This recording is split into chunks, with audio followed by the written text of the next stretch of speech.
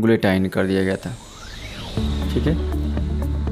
और उसके बाद लुई 16 जब गुलिटाइन हो जाता है 21 जनवरी 1793 को, तो उसके बाद जो फ्रांस का जो राजगद्दी होता है उस पर जैकोबिन क्लब के लोग आते हैं। और जैकोबिन क्लब में कौन होते हैं, तो उसमें आते हैं रोबेस्पियर आते हैं, मैक्सिमिलियन रोबेस्पियर आते हैं जैकोबिन क्लब में, मैक्सिमिलियन रोबेस्पियर आते हैं, ठीक है।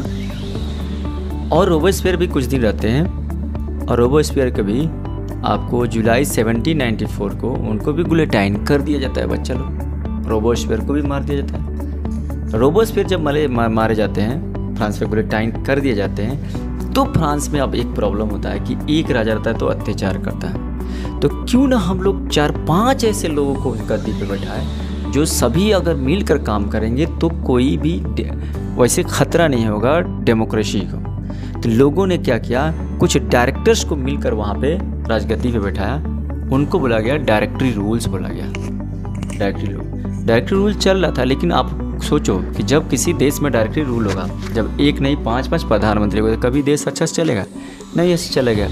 इसी का फ़ायदा उठाते हैं नेपोलियन बोनापार्ट, और नेपोलियन बोनापार्ट 1799 में उस डायरेक्टरी को हटाकर डेमोक्रेसी को बर्बाद कर देते हैं और वहाँ का राजा बन जाते हैं, ठीक है। तो आप देखना शुरू कर चुके हैं the rise of nationalism in Europe.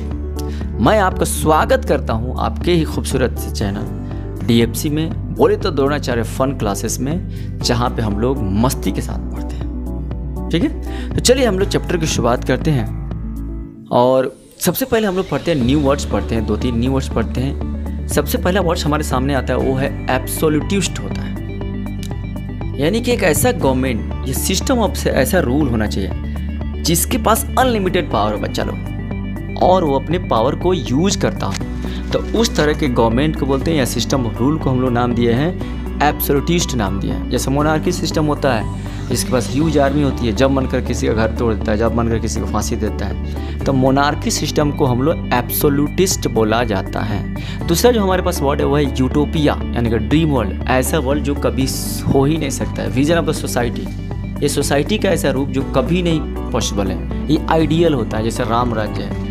जैसे आप लोग सपना देखते हैं कि मेरा काश कार होता, बड़े से बंगला होता, AC लगा होता, आराम से देखते टीवी देखते, तो ये आपका ड्रीम वर्ल्ड है, ये आपका सपना हो सकता है। लेकिन यहाँ पे ये सोसाइटी का ऐसा विजन जो नहीं हो सकता। तो हमारे NCERT के जो पहला टॉपिक हम लोग पढ़ते हैं, फ्रेडरिक शोरियू का विजन जो होता है। 1848 में बच्चा लोग एक फ्रेडरिक शोरियू बोल के एक पेंटर होते हैं, आर्टिस्ट होते हैं, उन्होंने 4 पिक्चरों की पेंटिंग की थी, जिसमें एक पिक्चर के बारे में आपको 10 क्लास में पढ़ना है, जिसे बोलते हैं पैक्ट ऑफ नेशन बोलते हैं। जैसे इस पिक्चर में इन लोगों ने एक्चुअली 5 चीज़ें बनाया। सबसे पहले स्टैच्यू ऑफ लिबर्टी बनाया है, जिसके 2 हाथ होते हैं, दोनों हाथ में एक बाएं हाथ में टॉर्च ऑफ एनलाइटमेंट दे दिया, मतलब टॉर्च ऑफ एनलाइटमेंट मतलब ज्ञान का एक टॉर्च दे दिया है, और दाहिने हाथ में जो है ना मेन के लिए, ओनली मेन के लिए राइट का अधिकारों का चार्टर दे चुका है। लॉन्ग ट्रेन में लोग बैठे हुए, सबका देश अलग अलग है, ठीक है। तो पहला जो पिक्चर में दिखाया गया, पहला जो कड़ी में दिखाया गया है कि जो यूरोप और अमेरिका के लोग हैं ना, ये बहुत से लंबे ट्रेन में, बहुत से लंबे लाइन में स्टैच्यू ऑफ लिबर्टी को जो है ना होमेज प्रोवाइड करते जा रहे हैं, यानी ऑफर करते जा रहे हैं, प्रेयर करते जा रहे हैं, श्रद्धांजलि देते जा रहे हैं, ठीक है ना। जिसके एक हाथ में टॉर्च है, एक हाथ में मैनिफेस्टो ऑफ द माइंड है, ठीक है। नीचे देख रहे हो अगर स्टैच्यू ऑफ लिबर्टी के जो पैर के सामने है, जो मोनार्की सिस्टम है उनका जो कचरा है, जो टूटे फूटे जो उसके थ्रोन्स हैं, रानियों की जो चूड़ियाँ हैं, मतलब जो भी सिंबल है मोनार्की का, उसको फेंके जा रहे हैं, फेंकते जा रहे हैं, ठीक है। ये आप लोग देखे होंगे। ऊपर देखिए गॉड ये हो रहा है। तो दूसरा जो कड़ी इसका पिक्चर दिखा रहा है, जो अर्थ पे जो भी है ना, ब्रोकन पार्ट्स ऑफ एब्सोल्यूटिस्ट का, वो कचरा जो टूटे फूटे हैं, ठीक है। तीसरा में आप लोग देख रहे हैं, तीसरा कड़ी में जो पूरे दुनिया के लोग हैं, डिस्टिंक्ट यूरोप के लोग यहाँ पे बोल सकते हैं, पूरे यूरोप के लोग हैं ना, डिस्टिंक्ट नेशन के लोग, वो लोग क्या करते हैं, अपने फ्लैग से और क्लॉथ से उनको पहचाने जा सकते। दिख रहे हैं अलग अलग क्लॉथ, अलग अलग फ्लैग हैं उनके पास, और सभी यूरोप के लोग। चौथा में आप लोग देख सकते हैं कि जो भी पूरे देश के लोग हैं, पूरे यूरोप के लोग हैं ना, उसमें सबसे आगे कौन है, तो सबसे आगे है बच्चा लोग अमेरिका, USA, उसके बाद उसके बाद स्विट्जरलैंड है, तब फ्रांस है, जर्मनी वगैरह उसके बाद आते हैं। और सबसे ऊपर देखिए, ऊपर अप साइड में देखिए, टॉप साइड में जो एंजल्स है, जो ईसा मसीह साहब है, वो लोग क्या है ना, आशीर्वाद दे रहे हैं और टकटकी लगा के देख रहे हैं, वो लोग खुश हैं। ये दिखाया गया कि वहाँ पे यूरोप में एक यूनिटी को दिखाने की कोशिश किया जाए। ये 5 पिक्चर का सीरीज आपको देखने, ठीक है ना। उसके बाद देखिए हम लोग पढ़ते हैं, अगला पॉइंट हम लोग पढ़ते हैं, व्हाट इज नेशन स्टेट। बच्चा नेशन स्टेट आखिर होता क्या है। जिसकी परिभाषा दी गई है अर्नेस्ट रेनन, जो फ्रांस का एक फिलोसफर थे। उस समय जबकि ये घटना हुई थी उस समय कोई नेशन स्टेट था ही नहीं। यूरोप को देखिए 1700 AD में, 1648 में यूरोप में कोई नेशन स्टेट था ही नहीं, अलग अलग किंगडम में बटे हुए थे। देखिए किंगडम ऑफ डेनमार्क है, ये किंगडम ऑफ रसिया है, ये किंगडम ऑफ पॉलिश है, ये ओटोमन एम्पायर है, अलग अलग किंगडम में बटे हुए थे। तो नेशन स्टेट उसे बोलते हैं जहाँ के सिटीजन के पास कुछ ना कुछ कॉमन बिलोंगिंग होगा। चलो, उनके पास कुछ ना कुछ कॉमन आइडेंटिटी होना चाहिए, जैसे कॉमन इतिहास होना चाहिए, कॉमन हिस्ट्री होना चाहिए, या कॉमन उनका स्ट्रगल होना चाहिए, या कॉमन उनके सबके पास कॉमन डिसेंट होना चाहिए, या कॉमन उनके लीडर होना चाहिए। ऐसा होना चाहिए तो उसे नेशन स्टेट बोल सकते हैं। इंडिया शुरू से नेशन स्टेट था, हमारे पूर्वज कॉमन है, हमारी हिस्ट्री कॉमन है, हमारे बिलोंगिंग कॉमन है, ठीक है। तो नेशन स्टेट का मतलब आप समझिएगा जिनके पास कॉमन कोई ना कोई चीज़ हो उसे नेशन स्टेट बोल सकते हैं। फ्रेंच देखिए, अब हाँ कोई भी काम होगा फ्रांस में, अब फैलेगा कहाँ पे? पूरे यूरोप में। तो हमें पढ़ना है point French revolution and idea of nationalism कैसे फैला, या हम इसे पढ़ सकते हैं कि what French revolutionary changes in the France for the nationalism in the France. तो पहला काम उन लोगों ने बच्चे लोग क्या किया? मोनार्की से डेमोक्रेसी में चेंज कर दिया। तो देखिए डायरेक्ट तो मोनार्की से डेमोक्रेसी में नहीं हुआ, पहले मोनार्की से कॉन्स्टिट्यूशनल मोनार्की में बदला, उसके बाद डेमोक्रेसी में बदला। ये जो राजा थे उनको हटाया और आम पब्लिक का शासन लाया। ये रिवॉल्यूशनरीज ने वहाँ किया। कब किया? तो 93 में आ गया, 1793 में। ला पैट्री जैसे हम लोग बोलते हैं ना, भारत माता, उन लोगों ने फ्रांस पिता बोलना शुरू किया। फादरलैंड एंड ला सिटोयन का कॉन्सेप्ट वहाँ पे लाया गया। सर और मैडम को उन लोगों ने बोलना ख़त्म कर दिया। एक नया ट्राई कलर फ्रेंच फ्लैग को इंट्रोड्यूस किया गया, ठीक है ना, रिवॉल्यूशनरी के द्वारा। कि इससे देशभक्ति की भावना लोगों में क्या होगा? जगेगी। और जो स्टेट जनरल जो पहले होते थे, 3 स्टेट जनरल बच्चा लोग, first state, second state, third state, उसको अब आम पब्लिक के द्वारा इलेक्ट कराया जाएगा और उसका नाम ये लोग देगा नेशनल असेंबली। ये लोग नाम दिया, ठीक है ना। इससे देशभक्ति की भावना। नया प्रेयर कोई लोग कंपोज किया, लोग ओथ को टेकन लिया, कसम खाया जाने लगा। मार्टियर्स को जो कमोडरेटेड किया गया, यानी कि उनको श्रद्धांजलि देने लगी। तो इससे क्या होगा? देशभक्ति की भावना होता है। जैसे हम लोग को प्रेयर चलता है, कहीं वंदे मातरम चलता है, जन गण मन चलता है, कैसे हमारे अंदर देशभक्ति की एक भावना आती है, हम रोआ खड़े हो जाते हैं। तो वहीं पे देशभक्ति की भावना के लिए ये सभी काम इन लोगों ने किया।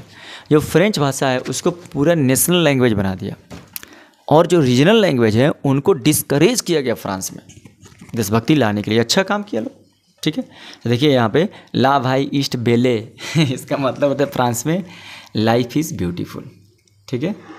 उसके बाद और क्या किया गया कि सबके लिए एक यूनिफॉर्म लॉ लगाया। जो पहले लॉ था ना, मोनार्की को अलग था, क्लर्जी का अलग था, थर्ड स्टेट का अलग था, ऐसा नहीं है, सभी कानून के सामने बराबर हो गए।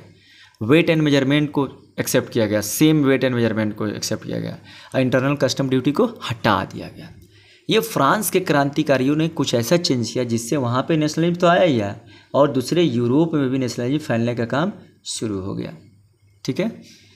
और देखिए फ्रांस में जो टाइम हुआ कैसे कैसे चला उसको थोड़ा सा देख लेते हैं। एक छोटा सा पॉइंट है। किंग आते हैं 74 से लेकर 89 तक रहते हैं। किंग को हटाकर कॉन्स्टिट्यूशनल मोनार्की बनाया जाता है, यानी किंग प्लस नेशनल असेंबली राज करती है 89 से 93 तक।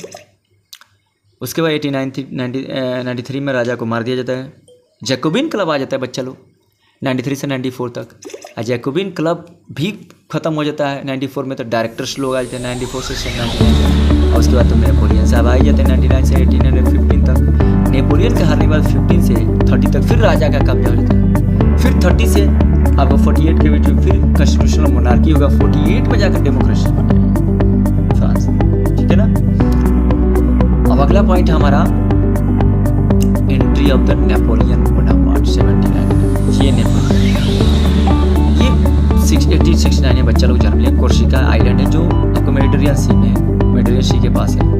और 89 में ये आर्मी में लेफ्टिनेंट बनाया जाता है, और 93 में जैकोबिन क्लब ज्वाइन कर लेते हैं, वहीं रेवोल्यूशनरी की पार्टी। और 96 में ये कमांडर ऑफ आर्मी रहते हैं, और ऑस्ट्रिया के बहुत बड़े आर्मी को ये डिफीट करते हैं। इससे इनका इज्जत जो है ना फ्रांस में बढ़ जाता है, ठीक है। और 99 में ये जो भी डायरेक्टर्स लोग रहते हैं, 5 लोग का डायरेक्टर्स, उनको हटा के ये लोग गद्दी से फेंक देता है, ये और कुछ और लीडर जिसमें ये रहते हैं। और इसके बाद यहाँ से इनकी कहानी शुरू होती है। 99 में ये फ्रांस में आ जाते हैं, नेता के रूप में आ जाते हैं। लेकिन मेन लीडर बनते हैं 1804 में। ये अपने आप को राजा घोषित करते हैं, क्राउन प्रिंस बना देते हैं एक बहुत बड़ा सेरेमनी करता है। अच्छा, ये हिटलर जो है एक बहुत बड़ा सेरेमनी करते हैं, नोटर डेम वहाँ पे है पेरिस में, वहाँ पे बहुत बड़ी सेरेमनी करते हैं, वहीं पे अपने आप को राजा घोषित करते हैं, क्राउन कर लेते हैं, ठीक है ना। और जैसे ही राजा घोषित करते हैं, बच्चा लोग एक कोड लाता है, इससे सिविल कोड बुलाता है, नेपोलियन कोड बुलाता है, सिविल कोड ऑफ नेपोलियन या नेपोलियन कोड 1805।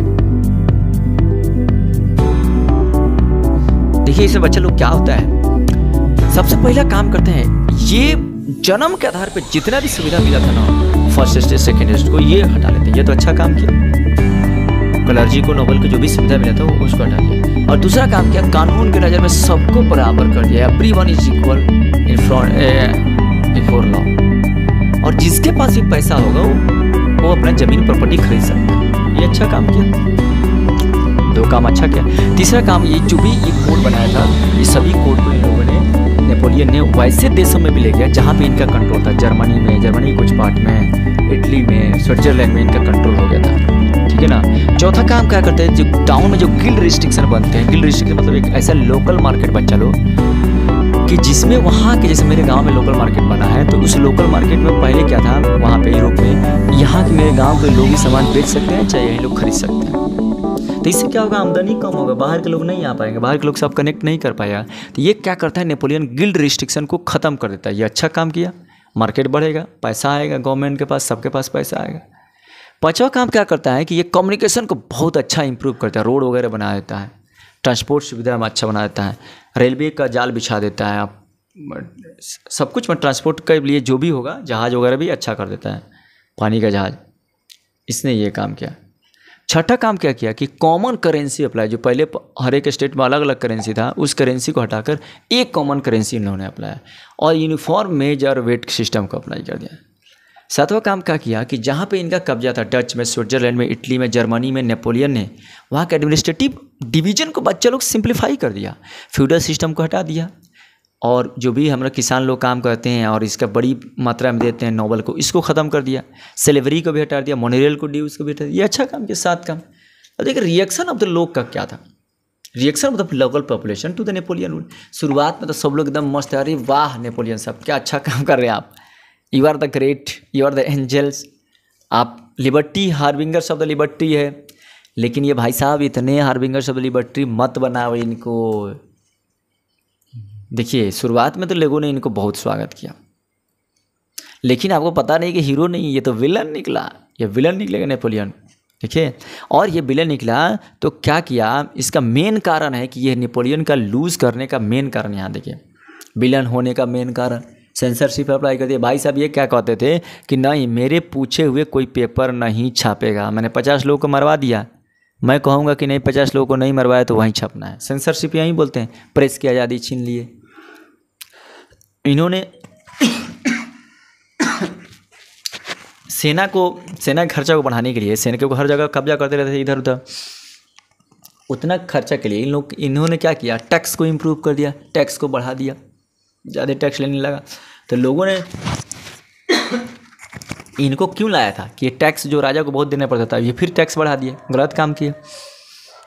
और भी डेंजर काम क्या कर दिए, देखिए पकड़ पकड़ के ये आर्मी में बहाली कराता था नेपोलियन, पकड़ पकड़ के आओ भैया आर्मी में घुस जाओ, नहीं घुसोगे तभी पकड़ के ज़बरदस्ती बहाली कराता था, फोर्स जॉब दिलाता था, हायरिंग करता था आर्मी में, कंस्पिरेशन करता था। लेकिन ये गलत था, जिसको मन कर जाता, ये भी इनका डिमेरिट था। और चौथा काम जो सबसे बेकार किया, डेमोक्रेसी को बर्बाद कर दिए, अपने ही फैमिली के लोगों को दूसरे देश में बैठा देते राजा बना के। और ये खुद किस लिए आते, डेमोक्रेसी को बचाने के लिए, यानी लोगों का जो पॉलिटिकल राइट है ये खुद इन लोगों ने छीन लिया। देखो ये नेपोलियन साहब का काम था। तो इस चारों काम के कारण नेपोलियन हार गया। उसके बाद देखिए नेशन स्टेट आखिर यूरोप में कैसे बना। तो आप लोग जानते हैं कि 18वीं सेंचुरी में कोई भी नेशन स्टेट यूरोप में नहीं था बच्चे लोग, जो आज हम लोग देखते हैं, ठीक है, जो आज आप लोग देख रहे हैं जर्मनी है, इटली देख रहे हैं, ऐसा कोई नेशन स्टेट था ही नहीं उस समय। उस समय कैंटेन में बैठे हुए थे, छोटे छोटे किंगडम में बैठे हुए थे। आप लोग देख रहे हैं ये छोटे छोटे Ottoman empire, Swiss empire, kingdom France, इसमें बैठे हुए थे, कैंटन में, डचेज में, कॉलोनी में बैठे हुए थे। ये ईस्टर्न और सेंट्रल यूरोप होता है, उसका हालत और बेकार था। वहाँ पे डाइवर्स लोग थे, उनके पास कोई भी कॉमन चीज़ नहीं था। हाँ, एकमात्र उनके पास कॉमन था तो राजा के द्वारा, एक ही राजा के द्वारा सब लोग कंट्रोल होते थे। तो आपको लगता क्या यहाँ पे नेशन स्टेट आएगा? हाँ, यहाँ भी आएगा नेशन स्टेट। वो राजा को कनेक्शन लेकर नेशन, यहाँ भी नेशन स्टेट आएगा। डाइवर्सिटी में भी यूनिटी है जैसे अपने देश में है। देखिए अब अगला पॉइंट हम लोग पढ़ते हैं कि नेशन स्टेट की शुरुआत हुई कहाँ से? तो फ्रांस से। रिवॉल्यूशन की शुरुआत कहाँ से हुई बच्चों? फ्रांस से। और फ्रांस से शुरुआत होती है और ये छींकता है तो पूरे को सर्दी होती है जैसा जानते हैं। और ये रायता तो अपने खुद फैलाएंगे और रायता तो शुरुआत करेंगे और पूरे देश में फैलाएंगे। और रायता देखिए पूरे देश में, यहाँ यूरोप के पूरे देश में ये क्रांति की रायता फैला रहे हैं। अच्छा काम कर रहे हैं फ्रांस। ठीक है, अब आगे टॉपिक है आपका aristocracy and the new middle class. देखिए उस समय जो यूरोप में था ना, यूरोप में 3 क्लास हुआ करते थे बच्चा लोग। एक तो अरिस्टोक्रेसी, एकदम एलाइट क्लास के लोग थे, इनके पास बड़ी ज़मीनें थी, ये सोशली और पॉलिटिकली बहुत स्ट्रांग थे, पावरफुल थे। इनकी संख्या लेकिन कम थी बच्चा लोग। ठीक है, इनका अलग स्वैग था, अलग ही यूनाइटेड थे, कॉमन वे ऑफ लाइफ था। चाहे जर्मनी में अरिस्टोक्रेसी रहता हो चाहे फ्रांस में रहता हो, उनका स्टाइल दिखने का अलग था। टोपी पहनते थे, छड़ी लेके घूमते थे, झलबादरा कपड़ा पहनती थी। औरत सब देख रहे हैं, जितना का है नहीं उतना कपड़ा पहन लिए क्विंटल का। तो इनका एक अलग स्वैग था, जैसे अपने यहाँ कुछ लोगों का स्वैग होता है, बुलेट पहनेंगे, बुलेट चलाएंगे, ये खाएंगे, वैसे स्वैग था इनका। ठीक है ना। इनका अपने टाउन में बड़े बड़े टाउन हाउसेस थे और फ्रेंच भाषा बोलते थे। और गांव साइड में बड़े बड़े भी उनके फॉर्म हुआ करते थे ज़मीन का, 1000 बीघा का ज़मीन। और फ्रेंच भाषा इसलिए बोलते थे कि दूसरा कोई डिकोड नहीं कर सके। इनके बीच में एक कॉमन चीज़ था कि ये इनके फैमिली जो है ना शादी करते थे इन्हीं से। अमीर लोग अमीर शादी करेगा, क्या करेगा? ठीक है, इनका तो काम था नहीं, इनके पास इतना संपत्ति था, उसी को दूसरे को देता था, उसी से पैसा मिलता था। लेकिन एक दूसरा क्लास भी था, देखो पीजेंट लोग, ये बहुत गरीब थे, इनकी संख्या बहुत ज़्यादा थी और इनके पास अपना खुद का ज़मीन नहीं था। ये अरिस्टोक्रेसी की ज़मीन पे ही काम करते थे। अब देखिए एक तीसरा क्लास का जन्म होता है इन दोनों के बीच में, वो है मिडिल क्लास। पीजेंट से ही जो लोग पढ़ के आगे निकल रहे हैं, आर्टिस्ट का काम करें, लॉयर का काम करें, इंजीनियर का काम करें, डॉक्टर का काम करेंगे, वो मिडिल क्लास बनते हैं। ठीक है, तो ये 3 कैटेगरी आप लोगों ने पढ़ा। अब देखिए लिबरल नेशन का मतलब क्या होता है बच्चा? अगर पॉलिटिकली हिसाब से देखा जाए तो हमें वोट देने की आज़ादी हो और हमें वोट में खड़ा होने की भी आज़ादी हो और कोई सेंसरशिप नहीं हो, इसको बोलते हैं पॉलिटिकली लिबरल नेशन। अगर हम लोग डेमोक्रेटिकली बात करें, सोशली बात करें बच्चा लोग, तो कोई सोसाइटी में डिवीजन नहीं होना चाहिए, कोई बड़ा छोटा नहीं होना चाहिए, कोई स्लेवरी नहीं होना चाहिए, फ्यूडल सिस्टम नहीं होना चाहिए। ठीक है ना। कोई बर्थ राइट किसी को नहीं मिलना चाहिए, सोशली लिबरल है। एक इकोनॉमिकली लिबरल होता है, इसमें क्या होता है कि मार्केट का फ्रीडम हो, कहीं का आदमी कहीं जाके मार्केटिंग करे, सामान बेचे, सामान खरीदे, गुड्स को एक जगह पे दूसरी ले जाने का फ्रीडम हो। और इंटर स्टेट टैक्सेस नहीं लगते। पहले क्या था, एक स्टेट से दूसरे स्टेट में आप जाइएगा तो टैक्सेस लगता था, लेकिन जहाँ पे इंटर स्टेट टैक्सेस नहीं लगेगा उसको हम बोलेंगे वहाँ की इकोनॉमी लिबरल है। सब अपने यहाँ इकोनॉमी लिबरल है। तो क्या होता है, देख रहे हैं मल्टीनेशनल कंपनियाँ कितने अपने यहाँ आती है, जापानी कंपनियाँ दूसरे यहाँ जाती है। पहले देखिए जर्मनी में क्या था, हैम्सबर्ग से आपको नंबरबर्ग जाना था, पर्शिया में 11 तरह के टैक्सेस देने थे, 5 से 5.5% तक टैक्सेस देने पड़ते थे। तो ये इकोनॉमिक लिबरल नहीं था। लेकिन क्या किया, एक कस्टम यूनियन बनाया गया, इसको नाम दे दिया जेल्वेरिन नाम दिया गया। और ये किसने बनाया बच्चा लोग? तो ये 1834 में पर्शिया के किंग ने बनाया। बाद में बहुत सारे देशों ने ज्वाइन कर लिया, तो ये इकोनॉमी को लिबरल करने का काम पर्शिया ने किया 1834 में। ठीक है। अब देखिए एक न्यू कंजर्वेटिव लोग आते हैं 1815 के बाद। अभी हम लोग पढ़े 1815 में 1850 में नेपोलियन को हटा दिया जाता है, नेपोलियन हार जाता है, ट्रीटी ऑफ वियना होती है, तो नेपोलियन हार जाता है 1815 में। तो उसके बाद क्या होगा, हराने वाले उसके कौन है? रसिया, पुर्शिया और ऑस्ट्रिया, ये हराने वाले हैं उसके, इंग्लैंड। और ये कौन है? सभी लोग कंजर्वेटिव है। और कंजर्वेटिव है तो ये लोग क्या चाहेंगे? कंजर्वेटिव बोले तो ये राजा के आदमी हैं, क्या चाहेंगे कि कंजर्वेटिव ही लोग हैं। तो 1799 में आए नेपोलियन, ये 4 लोगों से 1850 में बैटल ऑफ वाटरलू में हार गए। और हारने के बाद देखिए क्या है, न्यू कंजर्वेटिव आते हैं, तो ये 4 काम करते हैं, 3-4 काम करते हैं 1815 के बाद। सबसे पहला बच्चा लोग क्या कर, मोनार्की को रीस्टोर किया गया, राजा सिस्टम को, राजतंत्र को फिर से स्थापित कर दिया लोग। और जो फ्रांस में था बर्बन डायनेस्टी को फिर से वापस लाया गया। अब कहोगे सर तो बर्बनवा को हम लोग पहले मार चुके थे, लोग गुलेटाइन कर दिया था। तो भाई ये को बर्बन को मारा था, लुई 16 को मारा था, उसका चाचा का बेटा, मामा का बेटा, फूफा का बेटा, बहुत सारे लोग होंगे, इस तरह होता है। राजा लोग तो एक तो शादी करता नहीं है, 50 शादी करता है, तो कोई ना कोई जिंदा हुआ तो किसी को बैठा देता है लोग, बर्बन फैमिली में से किसी को इधर बैठा देता। नेपोलियन का जितना भी कोड लगाया था ना दूसरे देशों में, उसको ख़त्म कर देता लो, इंड कर देता लो। अब तुम नेपोलियन ही नहीं रहता, कोड की क्या हो सकता है। जितना भी फ्रांस ज़मीन जीता था, स्विट्जरलैंड, इटली, उसको वापस कर देता लो, ले लेता है लो। और सोशल हायरार्की को फिर से वापस लेता है बच्चा लोग, यानी फिर फर्स्ट स्टेट होगा, सेकंड स्टेट होगा, थर्ड स्टेट होगा, और सेंसरशिप लगा देता है। पेपर नहीं अब आएगा, जब भी मोनार्की आएगा तो सेंसरशिप लगेगा। ये काम करता है लोग। ये कब किया था? 1815 में वियना में एक संधि होता है जिसे बोलते हैं ट्रीटी ऑफ वियना बोलते हैं, या सेटलमेंट ऑफ वियना बोलते हैं। इसको हेड कौन किया था? ऑस्ट्रिया चांसलर ड्यूक मेटरनिक इसका हेड था। तो ये याद रखिएगा आप लोग। कंजर्वेटिव कब आ गए? 1815 में कंजर्वेटिव आ गए हैं।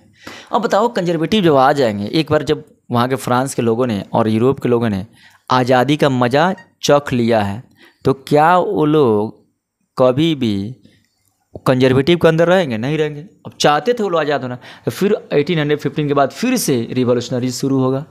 सेकेंड रिवॉल्यूशन फ्रांस में होगा और यूरोप के लिए फर्स्ट होगा। तो इन लोग देखिए अब क्या करता है। अभी जो रिवॉल्यूशन शुरू करेगा, ये लोग सीक्रेट सोसाइटी बनाएगा। सीक्रेट सोसाइटी, जो भी रिवॉल्यूशनरी लोग हैं वो छुप छुप के सोसाइटी बनाएगा। और ये चाहता था लोग कि नेशन स्टेट बने, मोनार्की सिस्टम हटे, हमारी लिबर्टी हो, फ्रीडम हम लोग को मिले। ये सीक्रेट सोसाइटी से द्वारा बना। इसमें एक नाम आता है, हाँ, ये लोग नेशन स्टेट बनाना चाहता था जिससे हमारा स्ट्रगल अच्छा हो। इसमें एक नाम आता है, इटालियन रिवॉल्यूशनरी है जिसका नाम है जूसेफ मैजिनी नाम है। इनका जन्म होता है बच्चा लोग जिनेवा में, ठीक है ना। इटली का एक सिटी है जिनेवा, वहीं पे इनका जन्म होता है, ठीक है। और ये 24 वर्ष के जब रहते हैं ना, ये कार्बोनरी में एक सीक्रेट सोसाइटी बनाते हैं, और वहीं 24 वर्ष की उम्र में ये जेल में चले जाते हैं, ठीक है, 31 में। और फिर से लिंगुरिया में, ये लिगुरिया स्टेट का नाम है और उसका कैपिटल है आपको जिनेवा है, जो नीचे जो दिख रहा है। और वहीं पे ये फिर से वापस आ जाते हैं। और ये दो आपको सीक्रेट सोसाइटी बनाते हैं, एक यंग इटली मर्सिलस में एंड यंग यूरोप बर्न में बनाते हैं। ये दो आपको सीक्रेट सोसाइटी याद रखिएगा, जोसेफ मैजिनी के द्वारा बनाया गया, ठीक है। अब देखिए मैजिनी ये चाहते, मैजिनी का ये मानना था कि गॉड जो है ना नेशन स्टेट को बनाया है एक यूनाइट रह कर रहने के लिए, अलग अलग नहीं रहने के लिए, और इंसानों के भलाई के लिए बनाया था। हमारे जो इटली अलग है, इसको यूनाइट होना चाहिए। मैटरनिक इनको अपना सबसे बड़ा सोशल दुश्मन मानते हैं, क्योंकि मैटरनिक कौन है? राजा है। ये कौन है? ये क्रांतिकारी है। तो कभी राजा क्रांतिकारी को पसंद करेगा? नहीं। तो मैटरनिक इनको बोलता है कि one of the danger enemy है हमारा। अब ये रिवॉल्यूशन शुरू होता है 30 से लेकर 48 के बीच में। इसमें दो रिवॉल्यूशन बच्चा हमें पढ़ना है, जुलाई रिवॉल्यूशन, ग्रीक रिवॉल्यूशन। दो रिवॉल्यूशन हम लोग को पढ़ना है। तो मैटरनिक क्या बोला था कि जब फ्रांस सीज करता है तो पूरे यूरोप में एक सर्दी हो जाती है। ये मैटरनिक, ठीक है ना। जर्मनी, इटली, ओटोमन एम्पायर में होता है, आयरलैंड, पोलैंड में भी होता है। कब से? 30 से 48 के बीच में। और किसके द्वारा था? मिडिल क्लास के द्वारा। बच्चा लोग जो मिडिल क्लास जो आया था, ना गरीब है ना अमीर है, उनके द्वारा ये होता है आपके। और हमें दो पढ़ना है। जुलाई में जो हुआ था 1830 में, बर्बन किंग जो है ना फ्रांस का, उसको हटा दिया गया। 15 में जो बर्बन किंग लाया गया था, 15 से पहले तो हटा ही था। 15 में जो नेपोलियन था, 15 में नेपोलियन के हारने के बाद बर्बन किंग जो फ्रांस में आया था, फिर से जुलाई में उसको हटा दिया गया 30 में। और अब डायरेक्ट डेमोक्रेसी नहीं आया। उसी का चचेरा भाई होता है फिलिप, लुइस फिलिप, उसको वहाँ का कॉन्स्टिट्यूशनल मोनार्क बना दिया था। यानी कि तुम राजा रहोगे लेकिन संविधान के अंदर काम करोगे, आने इन्होंने बोलोगे तो तुमको फिर गुलेटाइन कर दिया जाएगा। ये बड़ी प्रॉब्लम हो गया यार, ये तो राजा रहना ही बेकार है वहाँ पे फ्रांस में। तो लुइस फिलिप को वहाँ का राजा बना दिया था, मतलब कॉन्स्टिट्यूशनल मोनार्क बना दिया था। अब देखिए जुलाई रिवॉल्यूशन में ब्रसेल में क्या होता है कि बेल्जियम अलग होता है। तो देखिए इसको दो पार्ट में हम लोग पढ़ते हैं लोग। जुलाई रिवॉल्यूशन जब 1830 में आया तो बर्बन किंग ओवरथ्रोन होता है, लुइस फिलिप उसका हेड होता है कॉन्स्टिट्यूशनल मोनार्क में, ठीक है ना। यानी कि कम से कम किंग हट के कॉन्स्टिट्यूशनल किंग तो आया, कुछ तो नियम के अंदर आएगा, बाद में फिर देखा जाएगा। और बेल्जियम जो है ना सेपरेट हो गया किससे बच्चा लोग? तो ये नीदरलैंड से सेपरेट हो गया। जब बेल्जियम को थोड़ा सा बेल्जियम को जो थोड़ा सा घसका के देखिए, नीदरलैंड के टुकड़वा में फिक्स आ जाएगा। तो दो आपको रिवॉल्यूशन 1830 में याद रखिएगा। जुलाई रिवॉल्यूशन एक फ्रांस में होता, एक बेल्जियम में होता। बेल्जियम दो रिवॉल्यूशन 1830 में, एक जुलाई रिवॉल्यूशन में दो कांड हुए थे। फ्रांस में कांड हुआ तो लुइस फिलिप को लाया गया और बर्बन किंग को हटा दिया गया, अब बेल्जियम अलग हो गया। और एक और कांड होगा, ग्रीक रिवॉल्यूशन होगा जुलाई में, जुलाई का 30 के बाद 1830 से 48 के बीच में। ये आपको दिख रहा होगा, ये कंट्री है आपका टर्की। ये दिख रहा होगा, ये है आपको ग्रीस। टर्की ने ग्रीस पे कब्जा किया ओटोमन एम्पायर के रूप में। इनके बीच में एक इस्तांबुल शहर है जो दोनों को बाउंड्री बनाता है। टर्की पूरा मुस्लिम कंट्री, ग्रीस पूरा क्रिश्चियन कंट्री। ग्रीस लोगों ने 1821 में बच्चा लोग अपना आज़ादी के लिए लड़ाई शुरू कर दिया, मुस्लिम कंट्री के एम्पायर की आज़ादी के लिए, क्योंकि ओटोमन एम्पायर के अंदर था लोग। क्रिश्चियन लोग मंजूर नहीं किया, आज़ादी के लिए लड़ाई शुरू कर दिया 1821 में। और ग्रीक को क्या फ़ायदा हुआ कि यहाँ से जो लोग एग्जाइल हो चुके थे, जो भाग चुके थे यूरोप के दूसरे राज्य में, देशों में, वहाँ से इनको हेल्प मिलने लगा, पैसा मिलने लगा। और दूसरे यूरोप के कंट्री के लोग थे, कौन सा कास्ट के थे, रिलीजन के थे, तो वो क्रिश्चियन थे, तो वो लोग भी हेल्प करने लगे। तो ग्रीस को यहाँ से हेल्प मिलने लगा। इसी में एक इंग्लिश पोइट आते हैं जिसको लॉर्ड ब्रायन है। ये ग्रीस में लड़ने आते हैं, ग्रीस को आज़ाद कराने आते हैं, लेकिन बेचारा को 1824 में ये मर जाते हैं। ठीक है ना। फाइनली ग्रीस जीतता है और 1832 में ट्रीटी ऑफ कॉन्स्टेंटिनोपल होता है। इस्तांबुल का ही दूसरा नाम है कॉन्स्टेंटिनोपल। और वहाँ पे ग्रीस को आज़ादी मिल जाती है बच्चा लोग। ठीक है। अब अगला पॉइंट हमारा रोमांटिक इमेजिनेशन है द नेशनल फिल्म।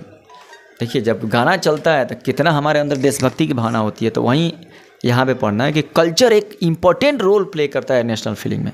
उसमें कल्चर में क्या आएगा, तो पोइट्री आएगा, स्टोरीज आएंगे, म्यूजिक आएंगे, लैंग्वेजेज आएगा बच्चा लोग। ठीक है ना। तो कल्चर भी देशभक्ति बनाने का काम करता है, ऐसा नहीं है। जर्मन फिलोसफर कहते हैं जोहान गॉटफ्राइड कि हमारे जर्मनी का जो हमारा कल्चर है वहाँ के गांव के लोगों में ही छुपा हुआ है, गांव के लोगों में छुपा हुआ है जर्मनी कल्चर। ठीक है। उसी तरह करोल कुरपंस्की होता है, ये अपना ओपेरा को देशभक्ति के रूप में सेलिब्रेट करते हैं, ओपेरा को। अब आते हैं पढ़ते हैं रोल ऑफ द लैंग्वेज। ये पोलैंड के लिए मेन रूप से पढ़ना है। 1831 में जब रसिया जो पोलैंड पे कब्जा कर लेता था, पोलैंड पे हर पार्ट में रसियन लैंग्वेज को इम्पोज करता है। पोलैंड के लोगों ने आर्म रिवॉल्यूशन किया, लेकिन रसिया की आर्मी इतनी बड़ी थी कि पोलैंड के लोगों को मार के भगा देती है, उसको कंट्रोल कर लेती है, क्रश कर देती है। ठीक है। अब देखिए पोलैंड में क्या हुआ कि एक तो रसिया का कब्जा है, उसके भाषा भी नहीं बोलना दे रहा है। तो पोलैंड के जो क्लर्जी लोग थे, बच्चा लोग, चर्चेज में जो काम करने वाले फादर मदर ब्रदर लोग थे, उन लोगों ने लैंग्वेज को वेपन्स के रूप में यूज़ किया है। कहीं पे ये लोग अपना चर्च में कोई गैदरिंग करता था लोग, या कोई भी ओकेजन होता था, तो लोग पोलिश लैंग्वेज में ही बोलना शुरू किया। लोग रसियन भाषा में नहीं बोलता था लोग। इससे रसिया को चिढ़ होती थी कि हमने कब्जा किया है। तो बहुत बड़ी संख्या में प्राइस्ट को रसिया उठा कर लेके जाता था, जेल में डाल देता था, साइबेरिया में लेके डालता था। ठीक है ना। पनिशमेंट देता था लैंग्वेज नहीं मानने के लिए। तो देखिए आखिर पोलैंड हार गया, लेकिन ये नहीं देखेंगे कि यहाँ पे कौन हारा कौन जीता, कि हम लोग ये देखना है कि लैंग्वेज से आपको देशभक्ति ला सकते हैं, कल्चर से भी ला सकते हैं। एक ग्रीम ब्रदर की कहानी पढ़ना है, फोक टेल ये इकट्ठा करते थे लोग। इनका नाम है जैकब एंड विलियम ग्रीम है थे, और ये 85 में और 86 में इनका जन्म होता है हनुआ में, जर्मनी में। और लॉ पढ़ते हैं, लेकिन इनको परियों की कहानी में बड़ी इंटरेस्ट रहता है। जैसे हम लोग गाँव में पहले बैठ के घूरा में परियों की कहानी नहीं सुनते थे, वहीं पर इंटरेस्ट होता है। और ये गाँव जाते हैं और वैसी कहानी को लिखते हैं लोगों से सुन कर, जिनको एक जनरेशन से दूसरे जनरेशन तक पहुंचाया गया था। और ये दोनों बच्चों में और एडल्ट में ये कहानी बहुत फेमस था। जैसे आप लोग कथा नहीं सुनते, कथा गांव में जाते हैं, एक आदमी बढ़ता है, राजा थे तो राजा गए तो पानी में घुसे, नदी में गए, ऐसा कथा होता है। तो उसी तरह ये परियों की कहानी को इकट्ठा करते हैं ग्रीम ब्रदर, फोक टेल्स को। ठीक है ना। इनका था कि फ्रेंच डोमिनेंस, ये जर्मन लोग हैं, ये चाहते थे कि फ्रेंच का जो ऑटोक्रेसी का, अरिस्टोक्रेसी का डोमिनेंस जो आ जाएगा उसको कम किया जाए। ठीक है ना। तो ये दो कथा जो है ना, इसका 1812 में वो अपना पहला कलेक्शन पब्लिश करते हैं और 33 वॉल्यूम डिक्शनरी भी पब्लिश करते हैं। ठीक है ना। ये लिबरल लोग थे और ये चाहते थे प्रेस की आज़ादी मिले। अब आते हैं hunger, hardship and the revolt पढ़ते हैं। ये कहानी है 1848 की कहानी है। यानी कि यूरोप इस समय जाते हैं ना, बच्चा लोग एकदम ओवर पॉपुलेशन से त्रस्त था। ओवर पॉपुलेशन होगा था, गरीबी होगी, गरीबी से त्रस्त था यूरोप में। ठीक है। अब चारों तरफ यूरोप में हंगर फैला हुआ है, हार्डशिप फैला हुआ है। 30 के बाद ही कहानी शुरू होती गई थी। हार्वेस्ट कम हो रहा है, चारों तरफ पॉवर्टी है, लोग गाँवों से शहरों में जा रहे हैं, शहर में भी कच्चे मकान, वहाँ भी जॉब नहीं है, फूड का शॉर्टेज है। ठीक है ना। अनएम्प्लॉयमेंट है। इससे क्या हुआ, पेरिस में बहुत बड़ी संख्या में लोग इकट्ठा हो गए जुलूस के लिए। अब लुइस फिलिप जो वहाँ का कॉन्स्टिट्यूशनल मोनार्क था, डरे भाग गया कि भैया हमरो लुइस 16वां की तरह नहीं लोग सूली पर चढ़ा के मारे।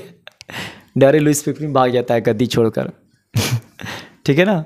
अब उसके बाद क्या करता है, फ्रांस को डेमोक्रेटिक रिपब्लिक घोषित कर दिया जाता है बच्चा। ठीक है ना। और उस समय जितने भी 21 वर्ष के ऊपर जो मर्द रहते हैं उनको वोट देने का अधिकार देता है लो। एम्प्लॉयमेंट जॉब कैंप लगाता है लो, सबको जॉब प्रोवाइड करता है लो। तो 48 में आखिरकार फ्रांस कम्प्लीटली आज़ाद हो गया। लेकिन एक सिलेसिया की कहानी इसमें पढ़ना है कि 1815 में 45 में जो कॉन्ट्रैक्टर लोग होते हैं, कपड़ा बुनने वाले बुनकरों को, वीवर्स को मटेरियल प्रोवाइड करते हैं कपड़ा बनाने के लिए। मटेरियल तो देते हैं, मटेरियल कपड़ा बना हुआ लेते भी है, लेकिन ये लोग क्या करते हैं ना, उसका पेमेंट ही घटा देता है वीवर्स का। अब वीवर क्या करता है, इनके घरों पे हमला करते हैं, इनको लूटते हैं, खसोटते हैं, आग लगा देते हैं इनके घरों में। इसके डर के मारे से ये साइलेसिया से जो गांव का नाम है, एक पोलैंड का है, जितने कॉन्ट्रैक्टर बगल के गांव में चले जाते हैं और 24 घंटे के बाद रिटर्न होते हैं आर्मी के साथ, और 11 वीवर्स यहाँ पे मारे जा चुके हैं। तो ये हंगर हार्डशिप में 2 रिवॉल्यूशन याद कीजिएगा। एक फ्रांस का जो कम्प्लीटली आज़ाद हो गया था, फ्रांस भाग गए थे विक्टर आपको लुइस फिलिप, और एक सिलेसिया का वीवर का। ठीक है ना, पेमेंट कम कर दिया। देखिए 1848 में और जगह लिबरेशन हुआ, जर्मनी में हुआ। जर्मनी में क्या होता है बच्चा लोग, कि फ्रांस रिपब्लिक हो गया था, यूरोप को भी अब सर्दी होना शुरू होता है, भैया हम भी अब आज़ाद होंगे, फ्रांसवा तो हो गए, अब हम कब आज़ाद होंगे। ठीक है ना। अब देखिए जर्मन स्पीकिंग एरिया में जो होता है ना, लार्ज नंबर में पॉलिटिकल लोग इकट्ठा हुए, मिडिल क्लास के लोग, और इन लोगों ने एक साथ फ्रैंकफर्ट ये असेंबली हॉल गए, वहाँ पे एक जर्मनी का नेशनल असेंबली बनाया वहाँ पे। तो इन लोगों के पास कोई असेंबली नहीं था, तो एक चर्च ही को इन लोगों ने असेंबली बना दिया, सेंट पॉल चर्च को, उसी को कन्वर्ट कर दिया, फ्रैंकफर्ट पार्लियामेंट बना दिया ये लोगों ने जर्मनी में। ठीक है ना। 831 लोगों को इकट्ठा किया, ये लोग इलेक्ट किया, और यही लोग बोले कि हम लोग रिप्रेजेंटेटिव है, और ये लोग संविधान लेकर चले गए किसके पास, विलियम IV के पास, वहाँ का राजा था। ठीक है ना। इन लोगों ने बोला कि भैया आप राजा रहिए, लेकिन ये संविधान को मानिए, और हम लोग को भी नेशनल असेंबली हम लोग हैं, हमको साबित कर दीजिए। राजा बोला भागवा लोगी कि देम 2-4 लाठी। राजा उनको मार उड़ कर भगा दिया। और क्या किया, दूसरे मोनार्क से इनका क्रश कर दिया, इन लोग एकदम दबा दिया, ले पिटवाया। ठीक है ना। अब देखिए क्या होता है,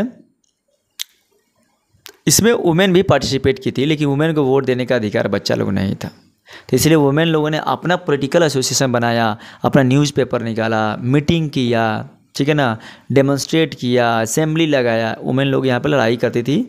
after 1848 the autocratic monarchy of central and the eastern Europe, अब थोड़ा सा चेंजेस शुरू किया। 48 के बाद जो ईस्टर्न और सेंट्रल यूरोप के लोग, मोनार्की लोग, उनको पता लगा था भैया अब हमनी के जान बचे वाला ना है। अब तो ये जो आम आदमी है ना, जो कॉमन पीपल है, जो थर्ड स्टेट लिबरल लोग है, अभी पढ़ लिख लिया, इनकी संख्या बहुत ज़्यादा है, अब हम लोग गुलेटाइन करेगा, तो इससे अच्छा कुछ चेंजेस कर दो। तो सर्फडम हटाया, लेबर हटाया, बॉन्डेड लेबर जो था उसको कंप्लीट ख़त्म किया। अब जर्मनी का यूनिफिकेशन बच्चा हमें पढ़ना है, कैसे हुआ जर्मनी का यूनिफिकेशन। 4 कैरेक्टर आप लोग देखिए। पहला कैरेक्टर आपको दिख रहा है आम आदमी है, कॉमन पीपल है, आपको लिबरल्स लोग है। सेकेंड आपको कैरेक्टर दिख रहा है विलियम IV है, उस समय करेंट राजा है। 4th है विलियम I है, विलियम IV का छोटा भाई है। और बिस्मार्क एक दिख रहा है, विलियम I के चीफ मिनिस्टर है। देखिए होता क्या है बच्चा लोग, शुरुआत में लिबरल लोग जो है ना, ये जाते हैं राजा के पास, राजा साहब हाँ। तो जर्मनी को प्रुशिया उस समय नाम रहता है, जर्मनी को एक कर दीजिए, जो अलग अलग छोटे छोटे स्टेट में बचा है वो उसको हटाइए, और एक बड़ा सा जर्मनी, ग्रेटर जर्मनी बनाए, ग्रेटर जर्मनी बनाइए। ठीक है ना। ये राजवा को और कहता है ग्रेटर का जर्मनी बनाया, उसको हम लोग को आज़ादी दीजिए, फ्रीडम दीजिए। राजवा को 2-4 लाठी देंगे, भागेगा कि नहीं, तो लोग भगा देता है ये लोग, विलियम IV। लेकिन क्या होता है देखिए किस्मत विलियम IV का, 1861-62 में विलियम IV बीमार हो जाते हैं और बेड रेस्ट में चले जाते हैं, तब विलियम I राजा बन जाता है। अब विलियम I का होता है चीफ मिनिस्टर ओटमन बिस्मार्क होता है। ठीक है, ये चारों कैरेक्टर समझ में आ गया। पहले लिबरल्स लोग हैं, राजा के पास जाते हैं, विलियम IV भगा देता है, विलियम I बीमार होता है, IV बीमार होता है, विलियम I राजा बनता है। विलियम I का कौन है, बिस्मार्क है, ओटमन बिस्मार्क। अब विलियम I को लगता है कि भैया अगर हम इन लोग को अगर चेंजेस नहीं करेंगे तो बहुत मुश्किल होगा, इनका बात मानना पड़ेगा। तो लिबरल जो है ना जर्मनी में वो तो फेल हो गया, ठीक है। तो इस जर्मनी का जो एकीकरण का जो मेन हीरो है ऑटोमन बिस्मार्क है। जो राजा है विलियम वन, ये देता है ऑटोमन बिस्मार्क को कि आप जो है ना जर्मनी को यूनिफाई कीजिए। ऑटोमन बिस्मार्क एक बड़ी सेना बनाता है और 7 साल लड़ाई लड़ते हैं, 1864 से लेकर 71 तक, और 3 लड़ाई लड़ता है। किससे? तो ये ऑस्ट्रिया, डेनमार्क और फ्रांस से। और लास्ट में प्रुशिया ये जीत जाता है, बिस्मार्क जीत जाता है, ठीक है ना। और बिस्मार्क जीत जाता है तो बल्ले बल्ले हो जाता है कि भैया तीनों को कूचे हम, ऑस्ट्रिया को भी, डेनमार्क को भी, फ्रांस को, भागा सन तीनों। और एक हो जाता है, पूरे जर्मनी को इकट्ठा कर लेता है, ठीक है। और उसके बाद जो जर्मनी का 71 में जो विलियम किंग है, William fourth of bed rest में, इनको पूरे जर्मनी का क्राउन प्रिंस बना देता है, ठीक है। अब आ जाते हैं बच्चा, हम लोग इटली का यूनिफिकेशन पढ़ते हैं। देखिए इटली में मात्र 2 सर्डेनिया पीडमेंट, यहीं वहाँ के इटली के भाषा बोलने वाले राजा के पास था, जिसका नाम था विक्टर इमानुएल सेकेंड। ये जो ऊपर का जो नॉर्थ रीजन देख रहे हैं ये बच्चा लोग, ये किसके कब्जा में था? ये आपके ऑस्ट्रिया हैब्सबर्ग एम्पायर के कब्जा में था। जो आप मिडिल का पार्ट देख रहे हैं ये कब्जा में था पोप के पास में, देख रहे हैं पोप के पास था। और जो सबसे साउथ वाला पार्ट देख रहे हैं ये बर्बन फैमिली ऑफ स्पेन के कब्जा में था। ये ऐसे इटली बटा हुआ था, ठीक है। अब इमानुएल सेकेंड ने सोचा कि भैया हम यहाँ के लोकल हैं, अलग अलग राजा का राज कर रहे हैं, काहे नहीं हम सब पे कब्जा कर लेते हैं तो हमारा वैल्यू भी बढ़ेगा, ठीक है। और इमानुएल सेकेंड क्या करते हैं, उनका एक प्रधानमंत्री रहता है। जोसेफ मजेनी इकट्ठा करने की कोशिश किया था, नहीं हुआ था इटली को। विक्टर इमानुएल सेकेंड चाहते थे वार से हम लोग इटली को इकट्ठा किए, और ये काम इसमें चीफ मिनिस्टर कैबोर को देते हैं। ये इनके चीफ मिनिस्टर है कैबोर। इनको बोलते हैं कि भैया कैबोर साहब, जिस तरह ऑटोमन बिस्मार्क ने जर्मनी का इकट्ठा किया, एकीकरण किया, उस तरह आप भी हमारी इटली को इकट्ठा कर ली। राजा सबको काम तो होता नहीं, छोड़ता है ऐस करे, चीफ मिनिस्टर को थमा देता है। कैबोर बहुत ही चालाक आदमी था, ये फ्रेंच भाषा जानता था और डिप्लोमेट था ये, ठीक है ना। ये क्या करता है, अपनी बड़ी आर्मी के साथ पहले ऑस्ट्रिया को ले जाकर ऊपर वाला हरा देता है, ऊपर पार्ट जीत देता है। उसके बाद इसके दक्षिण वाले पार्ट, जो साउथ वाले पार्ट को हराने की जरूरत ही नहीं पड़ा। 60 में इसमें एक जोसेफ ग्रिबाल्डी होते हैं और उसके पास कई हजार सेना होती है वॉलंटियर्स की, फ्री ऑफ कॉस्ट में काम करने वाले। वो क्या जाते हैं साउथ में कब्जा जाते हैं, हल्ला बोलते हैं और साउथ वाले को कब्जा करा लेते हैं बर्बन फैमिली से। और बीच वाला जो पोप लोग था, चर्च के लोग, अपने आप भाग जाता है। पूरा जर्मनी एकीकृत हो जाता है, ठीक है ना। और जर्मनी के राजा बनते हैं विलियम वन। अब समझिए जर्मनी यहाँ पे एकीकृत हो जाता है तो ये ग्रेट जर्मनी बनेगा, बड़ा सा जर्मनी बनेगा, प्रुशिया यहाँ पे, ठीक है। और यही चीज़ हम लोग देखे थे फर्स्ट वर्ल्ड वार में क्लास 9 में। ये नेशन को विजुअलाइज यहाँ के लोगों ने कैसे किया है, आर्टिस्टों ने कैसे किया है, तो नेशन को इन लोगों ने एक फीमेल फिगर से दिया है और कंट्री को फादर मेल फिगर से दिया है। तो जर्मनी के जो फीमेल फिगर है जर्मेनिया है। इस तरह आपको जैसे हम लोग भारत माता बोलते हैं, फ्रांस में भी एक फीमेल फिगर से रिप्रेजेंट कर रहा है, बेल्जियम में भी फीमेल फिगर से। तो नेशन को इन लोगों ने फीमेल फिगर से रिप्रेजेंट किया, ठीक है। देखिए नेशनलिज्म तो बढ़ रहा था लेकिन इंपीरियलिज्म भी आ रहा था। इंपीरियलिज्म क्या, साम्राज्यवाद। सब लोग आगे बढ़ रहा था, सब लोग आगे बढ़ रहा था, लेकिन सब नेशन चाहता था कि हम ज़्यादा से ज़्यादा एकीकृत करें, ज़्यादा से ज़्यादा लोगों पे कब्जा करें। ये हो गया था वहाँ पे, यूरोप का ये हाल हो गया था, ठीक है। आप लोग पढ़े ही होंगे कि अपने यहाँ भी बहुत सारे लोग आया। अब इससे क्या होगा, उन लोग में होड़ लग गई कि हम ज़्यादा देशों पे कब्जा करेंगे। वो कहता था हम ज़्यादा देशों पे कब्जा करेंगे, ठीक है। तो इस ज़्यादा देशों पे कब्जा करने की प्रवृत्ति को बोलते हैं इम्पेरियलिज्म, बोलते हैं साम्राज्यवाद, ठीक है ना। ग्रेट बनने के लिए, बड़ा बनने के लिए। 71 के बाद जो मोस्ट टेंशन वाला एरिया क्या था ना, वो था हमारा बुल्गारिया, अल्बानिया, ग्रीस, जो बाल्कन एरिया, जो नीचे वाला एरिया वो था, ठीक है ना। स्लेब जो थे यहाँ के नेटिव बाल्कन लोग थे, स्लेब जो स्लोवाकिया जो देश हुआ करता है। अब बाल्कन जो अपना स्टार्ट करना शुरू किया, ओटोमन एम्पायर के कब्जा में था, ठीक है ना। रसिया, फ्रांस, जर्मनी उनका हेल्प किया कि वो चाहता था हम कब्जा करें। 1914 में बाल्कन कंट्री के जितने भी लोग हैं वहाँ से आज़ाद हो जाते हैं बच्चों ओटोमन एम्पायर से, और ये खुशी खुशी ज़िंदगी आप लोग जीते हैं, ठीक है। अब कुछ क्वेश्चन यहाँ पे करते हैं। Which of the following feature of an absolute government? Democracy हो सकता है फीचर, मोनार्की होगा, कंजर्वेटिव होगा, आके एनार्किकल होगा, तो मोनार्की होगा। Which is the correct statement? Utopia is the state of society, हाँ। Utopia is the form of government, नहीं है। Absolutist is a form of government, जबकि utopia is the state of society. तो चलिए हम लोग अगले स्लाइड में हम लोग क्वेश्चन करेंगे। तो हम लोग अभी ये पूरा कंप्लीट कर चुके हैं चैप्टर को 40 मिनट्स में, और आई होप आप लोगों को चैप्टर पसंद आया होगा। अगर पसंद आया होगा लाइक कर सकते हैं, सब्सक्राइब भी कर सकते हैं। अगर आप चाहे, क्या जाता है यार, आपका क्या जाता है सब्सक्राइब करने में, लाइक करने में। चलो हैव ए नाइस डे बच्चा लोग।